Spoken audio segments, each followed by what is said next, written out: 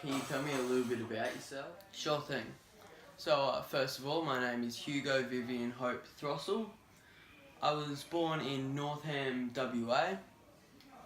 My father was actually a former Premier, in fact. His name was George Throssell, you might have heard of him.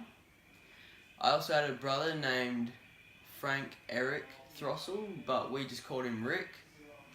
I'm actually married to Catherine Susanna Pritchard, and last of all, I'll tell you my job. I'm a part-time farmer, however I also dabble in some part-time jobs. Good answer. How would you briefly describe your childhood and life before the war began? Well, I went to school in Prince Alfred College, that's in South Australia. I joined in January 1896 and I ended in December 1902. I was an athlete of 3 individual sport teams. Why did you go to war, and did you go alone? Good story actually. The war started when I was 30 years of age. So me and my brother Eric, we headed down to Guildford and we signed up by choice. And I was sent to the Australian Imperial Force and I served with the 10th Horse Regiment. And I started out as a second lieutenant. So what did you do to earn the Victorian Cross? Some people don't know this, but the Victorian Cross is actually the highest award you can get in the Commonwealth, for war purposes that is. I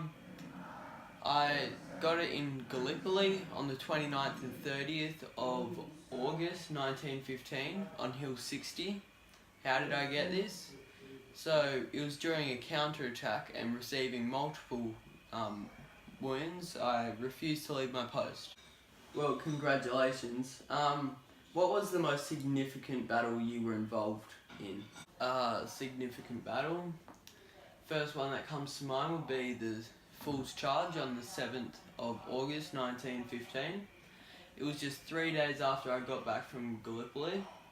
It was actually called the Battle of the Neck, and there were 4 lines of us running to take another trench. However, it was a major failure. 72 soldiers and 8 officers died within minutes. Did this battle cause you to feel differently about the war? This is what really pumped me up to want to prove myself in further battles, which I did. What did you eat while you were at the war? Oh, that's actually a hard one. We had bully beef, hardtack, biscuits, tea, jam, and sometimes bread.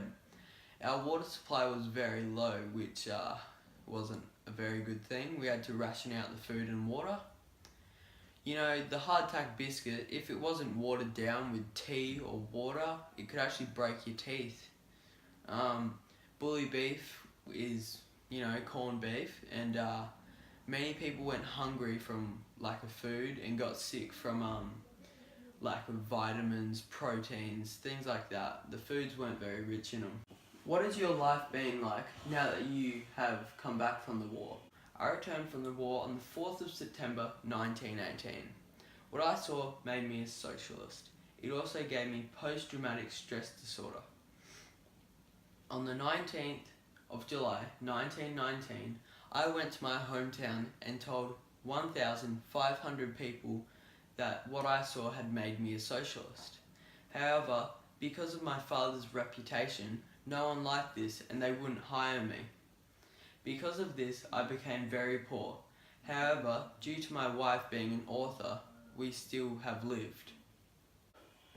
Can you tell me about the Second Battle of Gaza? So, before this battle in 1917, April, I was actually promoted to captain. While we were there, I was injured. However, my brother had gone missing. I searched through several dead bodies to find him. However, he was lost and pronounced dead. I actually named my son Rick, R-I-K, R-I-C, after my brother. He was born in 1922.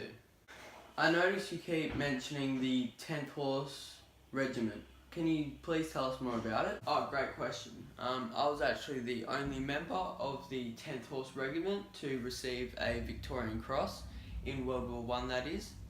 We travelled through campaigns such as Sinai, Palestine, Jordan and Syria. We had the honour of leading the Australian division in the formal surrender of Damascus on the 1st of October 1918. I am proud to be a part of the 10th Horse Regiment, and I feel that we have led on a legacy. While at war, what did the soldiers do to keep entertained? I wrote in my diary about Gallipoli, Hill 60, the charge of Neck on August 7. I also wrote about my brother. I wrote about our cricket games, our swims, and how we played cards. But most of all, I wrote about in England and Ireland from 1915 to 1916. I was actually ill. Thank you, Hugo. It's been an honour to have interviewed you. You're a true inspiration to many of us. Thank you. Thanks for having me.